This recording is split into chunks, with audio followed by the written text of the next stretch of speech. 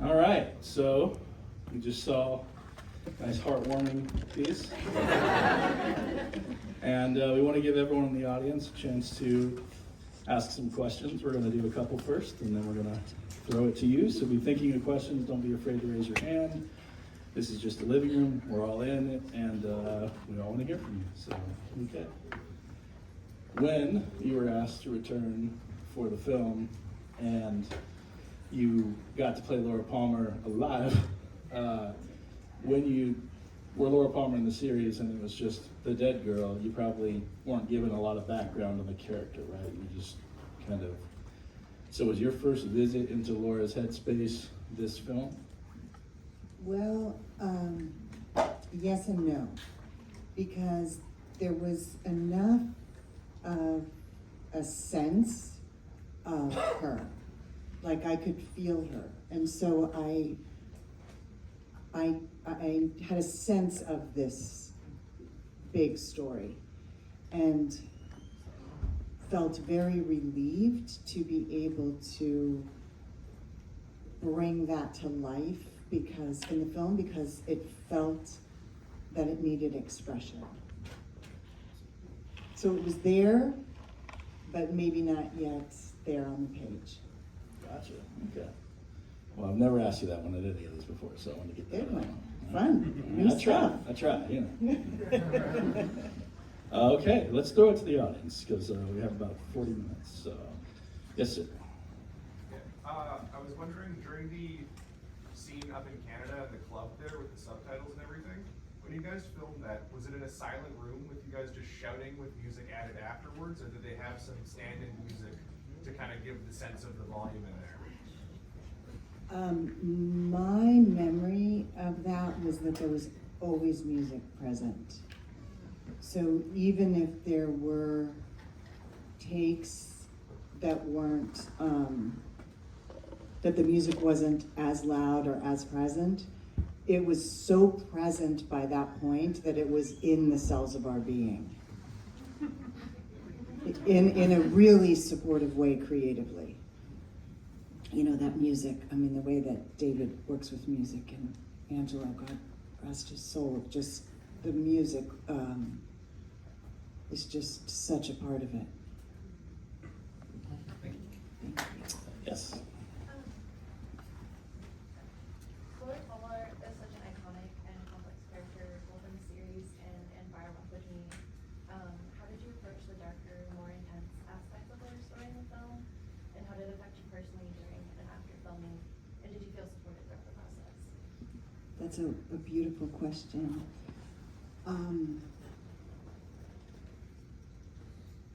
I did have time to do research, and David and I had a lot of creative conversations before we started filming and before I saw the script, so I had a lot of entry time and kind of steeping in it and being in it.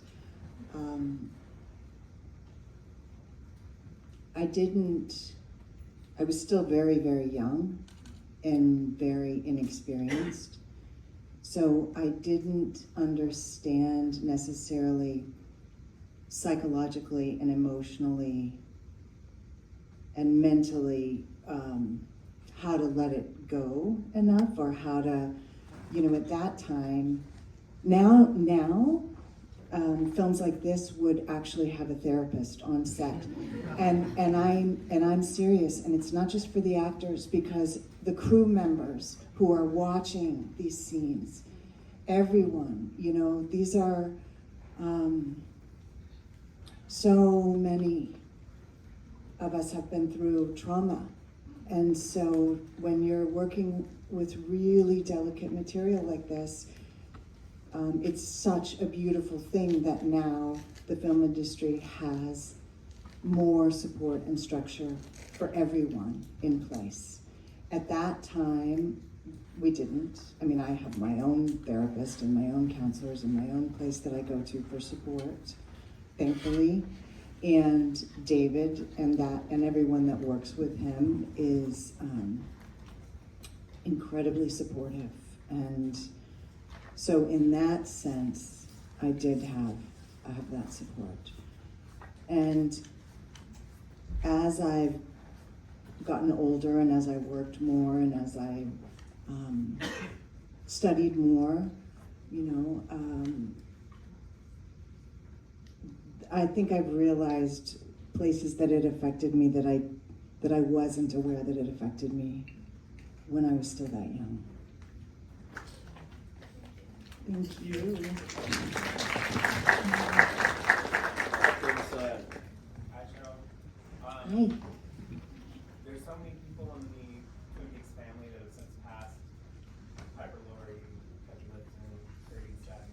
I know you didn't have any screen time specifically with all those people, but was there any fond memories or any specific maybe acting tips or anything you need that someone gave you, being kind of the older actor to mentor you or anything like that you remember? Yeah, it's not so much tips as it is just being in their presence. I mean, to be in Catherine's presence, or Peggy's, or all of them, any and all of them.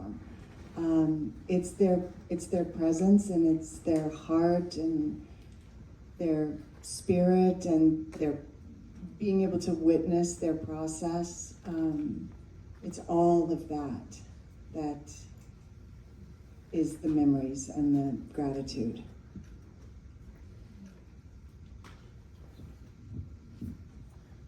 Yes, right back. Yeah.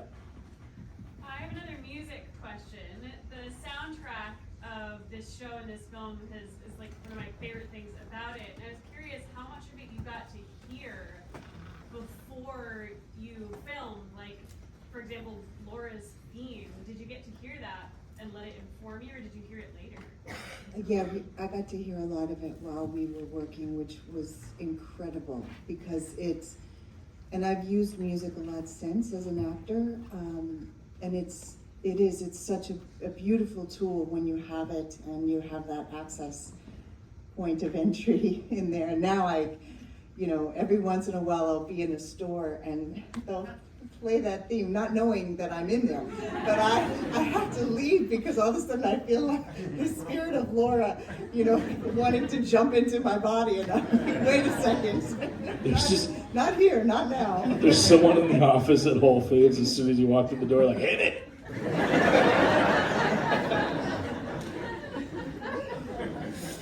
I just call ahead. Yeah, in the back, about 3 rows. Yes.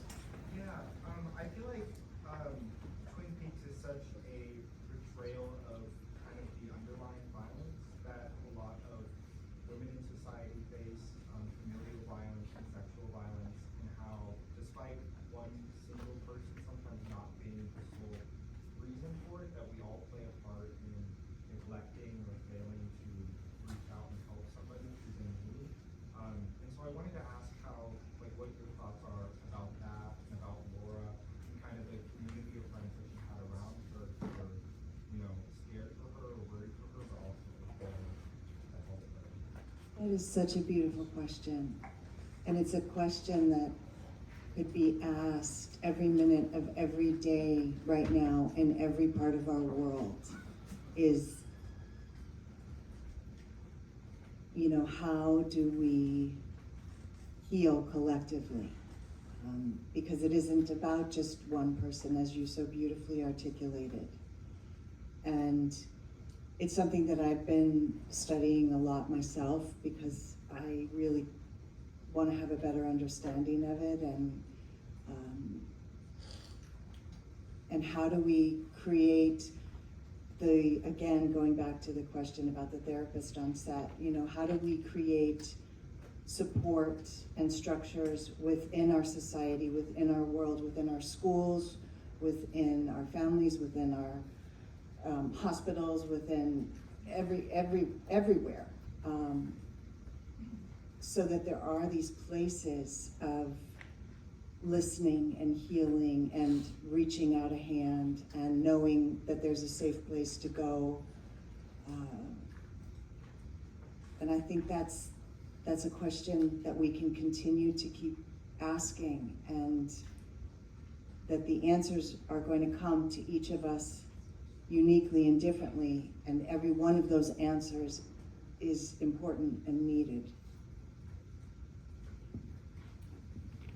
Did that answer it?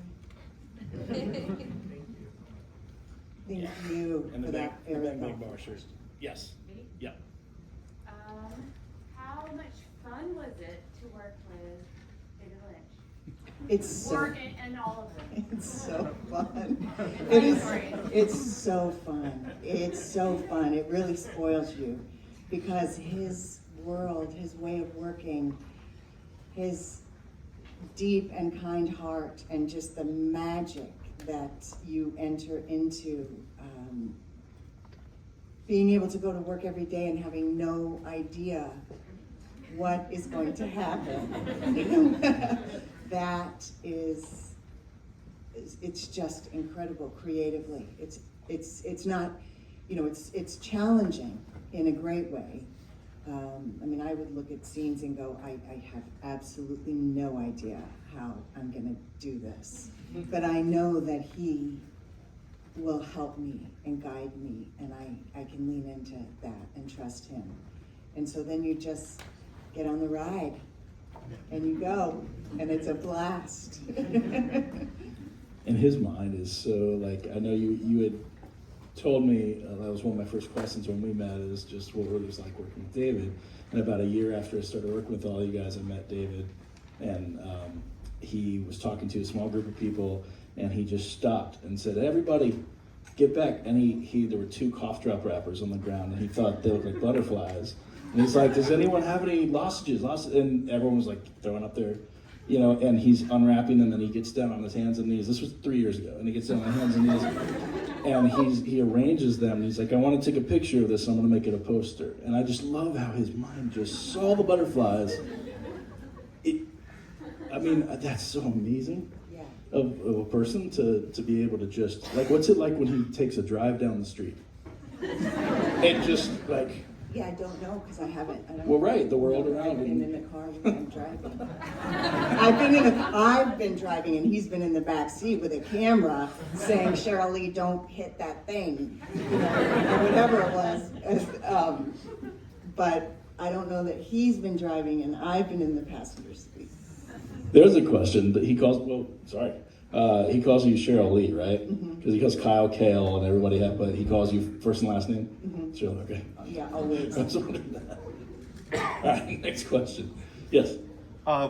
First, I want to ask, what year is this? This one right now. And second, David Lynch is known for being a surrealist director. How is it as an actress to fit the world of allowing a surrealist director be able to build the world around you as you're working together? Because some moments could be impulsive, other moments could be scripted. How is that fine line to balance between the two of knowing what you're going to do and then adapting to whatever happens? Well, one of the things about him is that he is one of the most present, in the moment people that I've ever met in my life. And that kind of presence, there's access to so much, just like what he's saying. When you're that present, you notice the wrappers on the floor, or what's happening in the sky, or what sound is happening 3 miles away, or what is happening in the person who's across from you that the person across from you might not even realize is happening. I got you. And so when you get to work with someone who's that present, it tunes you into that kind of presence. And so you get out of the head of thinking this could be real, this could not be real, and you just live it and be it and breathe it. And that's the thrill. Thank you. Thank you. That's probably why there's no characters like his in anything. I mean, he could take any actor and they talk and act a way that only happens in his world. That's amazing. I love all the hands. This is great. On the aisle right there. Yeah. Wondering, since so much time passed between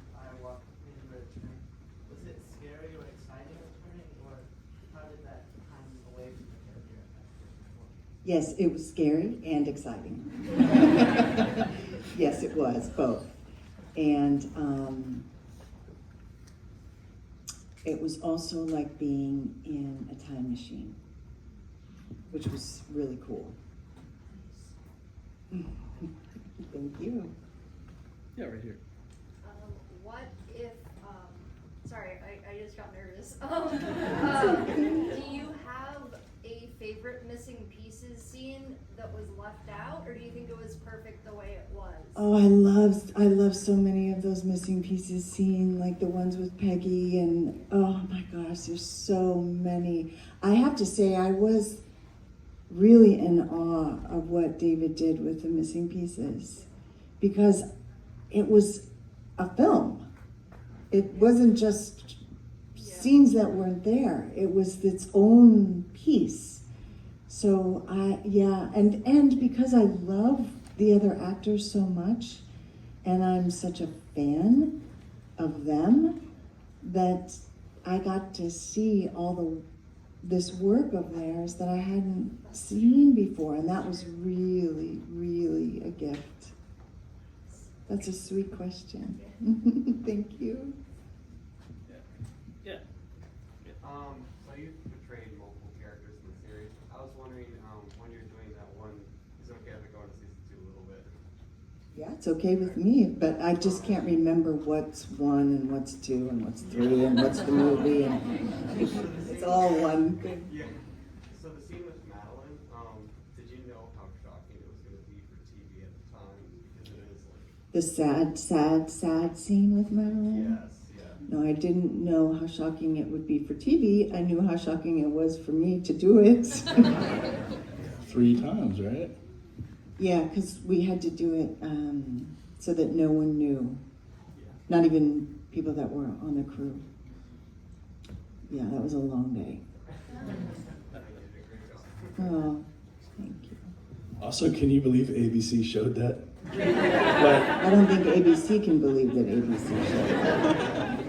I'm going through the series for the first time with someone that hasn't seen it, and I just introduced him to Ray the other day, and I was like, before you meet Ray, you gotta watch 3 more episodes. And I was like, because he hadn't seen the reveal, and he didn't know, he didn't spoil it for himself. So, yeah, watching that scene again, like last week, was terrifying. Like, I can't believe ABC. It's, congrats to them. Maybe they weren't paying attention, I don't know, but it's, yeah. I have many questions, but my dad wanted me to ask. Have you ever hiked down to the bottom of Snoqualmie Falls? You know, I was trying today when I was there. I was trying to remember that, and I feel like I did. But you know, memory's a funny thing, because you know, there's my memories of here, me, Sheryl, and then there's my character's memories of here. And then there's different periods of time, very, very different periods of time of being here. And so I can't really distinguish between what is what yet, because I just got here. If you ask me on Sunday, I might have a different answer. Some things might become more clear. I know that's a very vague and mysterious answer, but it's all I got right now. But wait, I have a question. Yeah. Your dad wanted you to ask that question. Yeah, he did. Where's your dad? Is he He's at my here? house. He's at your house? He sent Okay. you with an assignment? Or is this like- I'm a big fan, and he actually bought my ticket for me. Oh my God. So I'll buy this ticket for And you. you asked a question for him? Yeah. What do you want to ask? Let the audience. Okay. You said Well, you if had you many think of questions. something, if you come up later, you can ask me. So you can have your own question. And for someone who comes up for, anyone that comes up for the signing, if you know the answer to this, when Sheryl and I were at the falls today, is there a way to get to the bottom to see them from the bottom? There is a way, right? Sweet. Okay, one of you let us know. All right, next question. Yeah, right here. So I feel like one of the most iconic and like the most emotionally crucial parts of the series and the movies are when you're screaming your lungs out. And I just wanted to know,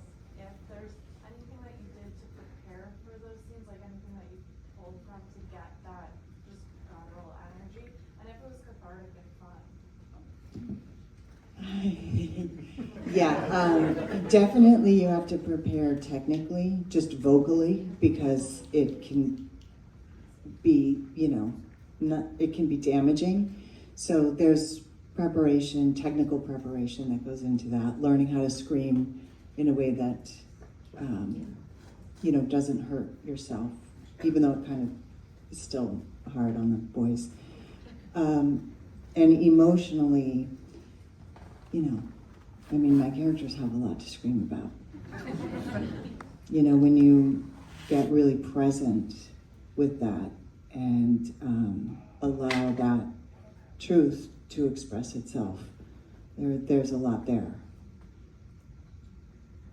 And so I really just felt responsible to that expression. Thank you. Do you remember how many takes of that final scene in The Return? There Like are how many times you had to lots. scream? There are lots and lots of takes. Oh my God. Do you know which take made the cut? The Oscars No, was the first because there's also different camera. I can't remember exactly what was, what's in the final edited version, but there were a lot of different camera moves. Like for that scene in The Return, yeah, there were a lot of different. Was anyone here on the street that night? Oh. You're getting the next question then. Your scream was intense. I guess they sent out a notice to the neighborhood. This is what Mary Reaver was telling us that lives in the house, and she said they sent out a notice to the whole neighborhood. At 3 a.m. you may hear screaming. I was really worried about that. I wanted to make sure Do not people call the knew police. that. Yeah. Do you have a question? I don't. Oh, okay. You were just there. That's I awesome. was there for the taping. Sweet. How did you? Okay, wait a minute. How did you even know that there? How did this get out? There was a thing in the paper, not the paper, but an online thing saying that they were filming. I worked graveyard, and so I knew that they had been filming down here. I had been down here. I worked graveyard. I got up 3 in the morning, 6 in the morning, and I thought, I'm like, eventually I'm gonna see the sign saying that we can't park on the street. Uh-huh. And I did, and so I was there, and I remember it being a very long, very cold night. And I live in the neighborhood now, I didn't back then. So that was the key. No parking on the street during this time. I'm going to tell David next film. Can't do that again. Yeah, just tow all the cars without notice. And I guess it was called, like, when they sent the notice out, they said there would be filming, but did it say a code name? It wouldn't have said Twin Peaks, but I'm just wondering. It had a different name. Loud noises and screaming late at night. Soundy film. Okay, cool. We went up there when this movie was filmed and watched this movie get filmed. Oh, wow. And so her parents still live there, and they got this notice that something would be filming, and she was like, "Oh, it's Twin Peaks." Oh. When they said there would be screaming at 3 a.m., I was like, Yeah, it's got it.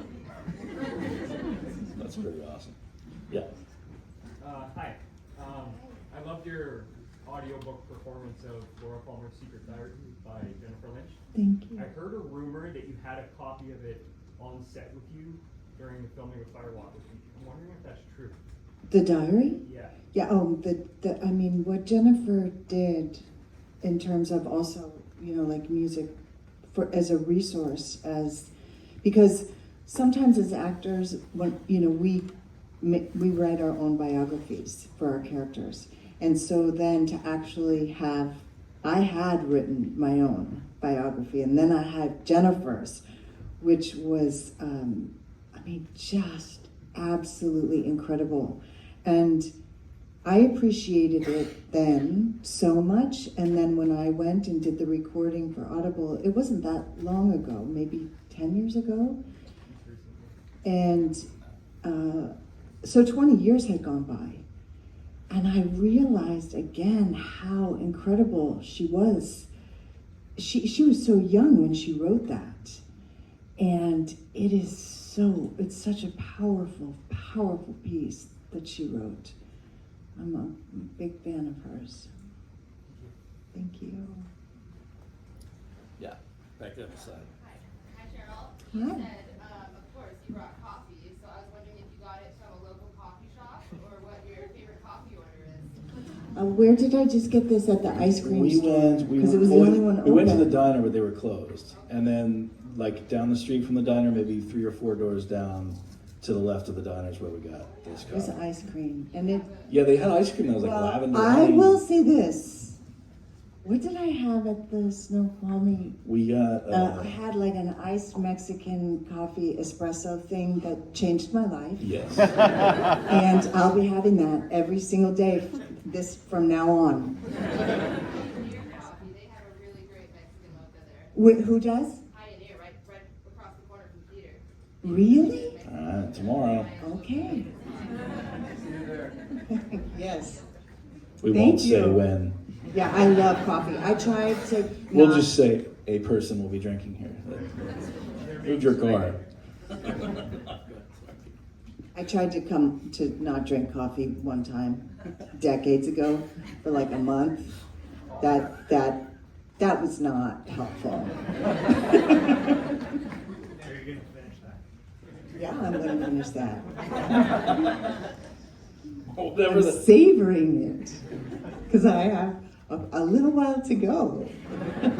Whatever you had at the falls today, when you took that first sip, I was like, I Iced want one of those. Mexican mocha, fancy, fabulous, filled with magic. It was like when Harry met Sally and someone behind us was just like, oh, that's what she's having. Next question. Yes. Thank you for being here. Thank you. Yeah. I was curious if there's any favorite memories of yours with your co-stars that happened maybe when the cameras weren't rolling. You know, it's just how we crack each other up. I think that's because even though it's such serious subject matter, you know, whether it was Grace or Ray or Dana, and you know, there's just a lot of laughing, and even still, when we get together now, I mean, you know, they're just wonderfully funny and delightful, and Like old friends. yeah. Thank you. Ray has such timing. Like he could be a comedian. Like just He that. is a comedian. I mean, he doesn't do stand up, but Oh, yeah, yeah, he, but like, he but could. my God, like every Yeah. time all of us are in a car, it's just like he'll Yeah. say something and Yeah. be quiet, and then boom, punchline. Dana cracks me up too. Dana gets me crying laughing. I told you, Dana texted me at 3 a.m. and he said, "Hey," I'm like, "Yeah, miss you." I'm going back to bed. Cool. Dana doesn't text me at 3 a.m. and say miss you, by the way. I'll tell him. By the way, I said Cheryl says hi. On the end here. Yeah. From the perspective of an actor, what advice would you give, like 1992 Cheryl, on like tackling a character as intricate and deep as Laura? Gosh. That is okay. I want to just sit with this for a second.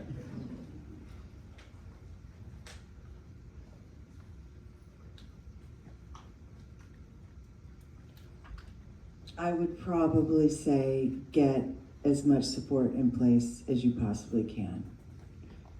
You know, for every body, the physical body, the emotional body, the mental body, the spiritual body. And I kind of knew that then, but I didn't,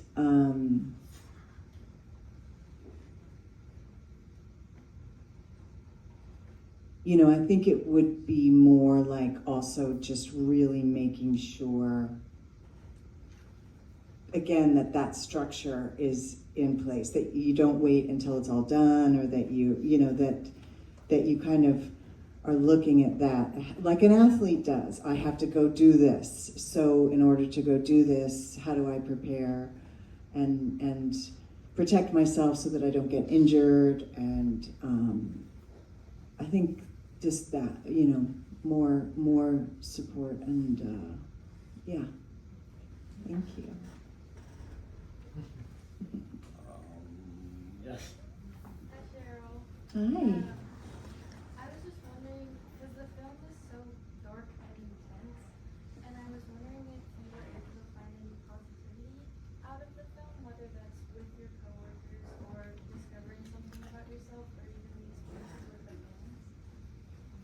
Yeah, and that question continues to grow and change over time. You know, certainly when I did it, it was the people that I was working with, David and the cast and the crew, and Laura's angel was really, really important to me. Really important to me. Continues to be. And as I've met the fans, you know, this is now 30-something years, right? So each generation of my life, I've changed and grown and learned. And then also the fans, you all are bringing different conversations to the table. And so that has taught me and continues to teach me and continues to grow me and continues to keep the life of the light and the healing moving forward, which I think is really important, that it keep moving forward. It's like the question that you asked in the back earlier, you know, that these are the conversations, this is where it's going now. Thank you. And we have time for a few more questions, but if you have a question and you don't get called on, when you come up, you're welcome to ask questions as well, or a question. We gotta get to everybody. So, right here. Glasses, tan shirt, yeah. Wait, what? I was just trying to describe so you knew it was you. It's very easy to forget how much of a tale these kinds of productions can have in terms of shooting and all the build up. So during the original 2-season run of the show, if you're able to remember this, at what point did you start getting the most questions and digging from family and friends about the central mystery? Was there a point where that kind of... I can't remember what point. I just remember that everyone always thought that we knew, and we didn't. And we just really, really, really, really didn't know. And everyone thought that we did. And so that just seemed like that was always the thing. I don't remember at what point that started, though. Yeah. I know when David said that he had never planned on answering the question because it was never supposed to be the focus, but then he got the pressure from the network. I'm curious if all of you were asked questions, do you know who did it, or do you know, were any of you even thinking that was a thing we were trying to solve, or is it just well, no, we're just doing that's not what you should be paying attention to, is who killed Laura Palmer. It's like a game. I mean, yeah, even whether or not we thought it would ever be solved, it's still a game that you're going, oh, I think this person did it, and why? Oh, because of that, you know what I mean? Because I can't remember the last time I watched it, but I know all of you were on Leno or something, or I know you were doing the talk show circuit, and I was I gotta watch it again to see if... That's one thing I would tell myself. Never, ever, ever do any talk shows. That's what I would tell my young self. Never, never do anything like that. Can you elaborate? Do you want to? David would say, no. All right, that's a no. Next question. Yes, right here. Yeah. Hello. Hello. My friend here, Ian, put it so well yesterday that he said Twin Peaks allowed television, probably a lot of mainstream culture at the time, to become weird, allowed it to become weird and kind of different. Was there a point that you realized that what you were working on was something people probably hadn't seen at that point in television? No, because I wasn't a big television watcher. I mean, I had my shows when I was young, but and when I met David, I was living up here, and I was studying theater, so I wasn't even in the world of television and all of that. So I didn't really have a pulse on any of that part of it. that makes sense. I was kind of just like, wow, okay, yeah, this is fun. I wasn't, in terms of what was happening in TV and the culture and what was happening in the world of entertainment and that whole thing, I didn't know anything about it. I still don't, actually. All right, I think this may be the last question, no pressure, but make it a good one. I see you right there, yeah. Okay, so speaking of the central mystery of Twin Peaks, who killed Laura Palmer and playing Laura Palmer herself, how does it feel to have played her and represent that, and represent like that whole mystery? Sorry, I'm nervous. That's okay. And how does it feel moving forward with that and representing this character who's known for being I'm so sorry. Oh, honey, you don't need to be sorry. You don't need to be sorry. But how does it feel to represent Laura Palmer, and how did you let go of that once you finished filming Firewalk? It kind of goes back to that question earlier that representing her and playing her has changed over the years, because for many years at the beginning, she was still so present in my life and in my world. Even when I went to play Maddie, Laura was still so present. So there was, the pilot and season 1 and season 2, and then just a little bit of time, I don't know how much, and then the film. So I was, and she was with me and living with me. So I didn't really have any sort of objective perspective of what it was to play her or what it meant to play her, because it was still happening for a long time. And so it wasn't until, and then after that, then I went and was very actively choosing work as an actor that was very, very different. I was looking for completely different experiences and different characters. And so then I was immersed in them. So then I was living with them and not really thinking about Laura.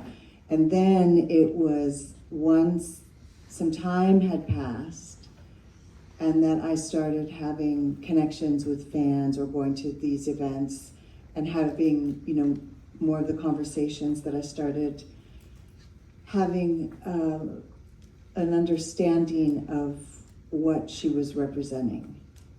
So again, you all gave that to me from our conversations and our connections and our your feedback, and for that I am indebted to you all and grateful to you all, because that's where those understandings happened, and that's changed over decades. And as I've aged and I've gone through things in my life, and I've gone through my own healing, and so yeah, it continues to. I don't know, I'm 57 now. If I'm still alive at 67, I'll probably have even a whole nother chapter of what she represents and where that journey of healing has taken us. Thank you. Thank you, guys. I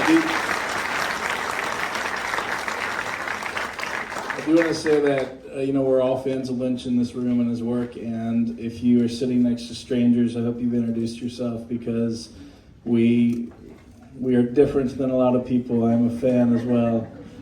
Huge fan. Twin Peaks was my favorite show as a kid. This is a dream job, and so I remember just the journey it took us all on. So stick around and come up and say hello, and if you'd like to purchase autographs and everything, we're going to be here for that. I really want to thank Beth Burrows for bringing Sheryl out and her beautiful Where's theater. Beth? This is where it is. Beth. Yeah. Thank you.